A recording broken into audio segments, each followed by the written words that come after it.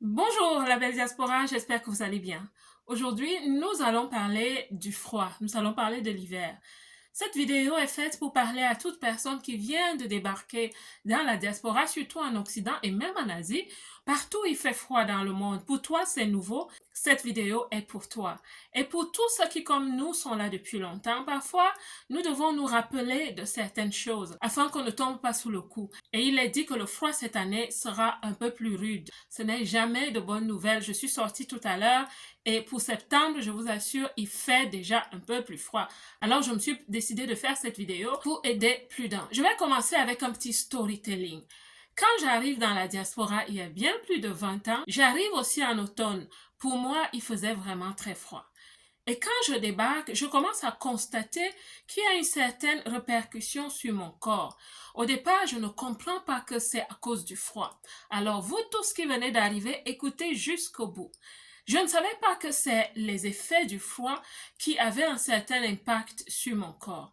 Ma peau se desquamait. Oui, ma peau séchait tellement, c'est-à-dire que j'avais l'impression qu'elle tombait en écailles. J'avais peur, j'avais très peur. Au départ, je me suis dit, est-ce que je me suis attrapé une maladie? J'en ai parlé autour de moi, tout le monde m'a confirmé que quand on est nouveau, c'est normal. La deuxième chose que j'ai vécue, c'est que mes cheveux tombaient. Et quand je parlais de cheveux qui tombent, ils tombaient abondamment. Je pouvais prendre des boules de coton de cheveux. Moi qui ai un cheveu assez dur et un gros grain, je n'en revenais pas. Je ne savais pas comment traiter cela. Et autour de moi, il y avait des personnes qui étaient aussi novices, qui étaient arrivées il n'y avait pas très longtemps et qui n'avaient pas vraiment la solution. Tout ce que j'avais à faire, c'était de bien laver mes cheveux et plus je les lavais, plus ils tombaient à cause du calcaire dans l'eau. J'étais donc dans un cercle vicieux que je n'arrivais pas à comprendre. Et cela, vous savez, peut te plomber le moral, surtout en tant que femme. Vous voyez que vos cheveux tombent et vous n'avez pas d'explication. Ce n'était pas agréable du tout.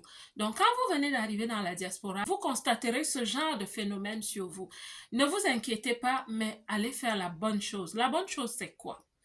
Ce que j'ai compris plus tard, c'est que en tant qu'afro-descendants, nous n'avons pas assez de sébum pour consolider notre cheveu quand il fait froid. Par contre, les caucasiens, ou si vous voulez les blancs, sécrètent naturellement du sébum. Ils en sécrètent même parfois tellement qu'il faut laver les cheveux chaque jour ou tous les 2 jours. Donc cette protection naturelle quand il fait froid. La nature est tellement bien faite, je peux dire Dieu a tellement bien fait les choses que chacun appartient vraiment à son environnement.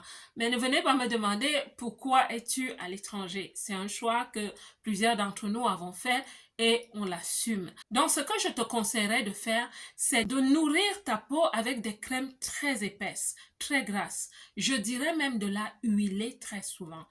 Elle a besoin d'être huilée, d'être nourrie afin qu'elle continue de vivre normalement. Et pour les cheveux, c'est la même chose. Utilisez des crèmes de cheveux qui sont un peu plus grasses. Ce que je vous conseillerais de faire, c'est des bains d'huile. Chaque semaine, un bain d'huile, surtout en hiver. Cela va vous épargner de perdre vos cheveux. Certaines d'entre nous avons commencé à mettre des extensions de cheveux quand nous sommes arrivés en Europe. Pourquoi? À cause du froid. C'est vraiment un bouclier de protection pour nos cheveux. Par extension, je nous parlerai encore de la santé. Savez-vous que la peau de l'afro-descendant a du mal à fabriquer de la vitamine D? Plus la pigmentation est dense, moins la peau a la capacité de fabriquer la vitamine D. Donc c'est aussi important pour nous en hiver de nous nourrir de façon adéquate. Les poissons gras comme le maquereau, les sardines vont beaucoup aider. Il y a des produits laitiers enrichis de vitamine D. Je ne vais pas oublier le chocolat noir. Parlant d'alimentation, en hiver, on a tendance à prendre du poids. Parce que ce que j'ai appris dans mon pays d'accueil, c'est qu'il faut manger un peu plus gras. Savez-vous, en hiver, notre corps travaille beaucoup. Et il travaille beaucoup parce qu'il souhaite garder notre métabolisme chaud, dans une température adéquate. Donc, il va faire un travail qui va lui demander beaucoup de substances, beaucoup de nutriments. Nous sommes donc obligés de manger un peu plus équilibré en hiver. Oui, on prend un peu plus de kilos en hiver, surtout qu'on ne sort pas beaucoup. Qui va aller traîner dans le froid? Personne. Donc, en hiver, on reste un peu plus à la maison, mais parlant de l'alimentation, nous devons vraiment aider notre corps à être cet engin qui nous garde constamment au chaud.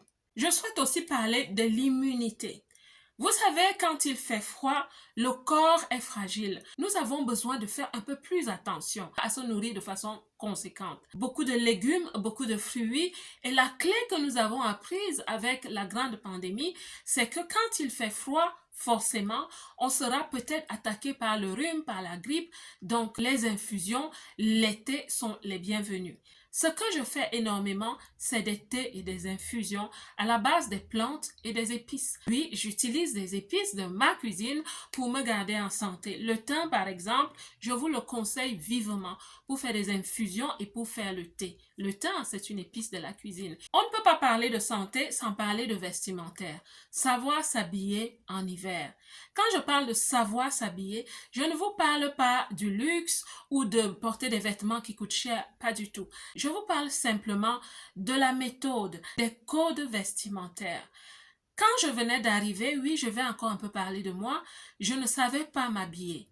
Et je sais aussi que ma peau se desquamait tant parce qu'elle n'était pas assez bien protégée. Je ne savais pas qu'il fallait faire ce qu'on appelle du layering, c'est-à-dire mettre des couches de vêtements. On commence avec le plus petit vêtement qui est plus fin, généralement avec des matériaux comme le coton, la soie, des matériaux que le corps supporte. Le coton, on le trouve partout et à des prix qui ne sont vraiment pas exorbitants.